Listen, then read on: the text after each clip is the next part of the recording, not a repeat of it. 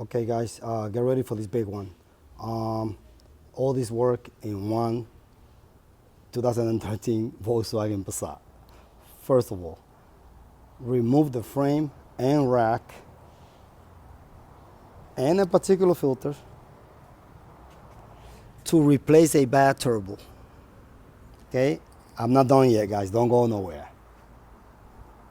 Remove the tranny to do a bad flywheel.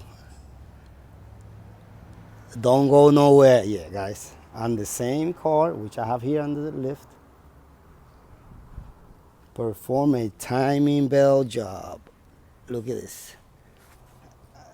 All this work on one car. And you can see the new tensioner and all that. Okay, as you can see, I got the tranny out of the car. Same freaking car.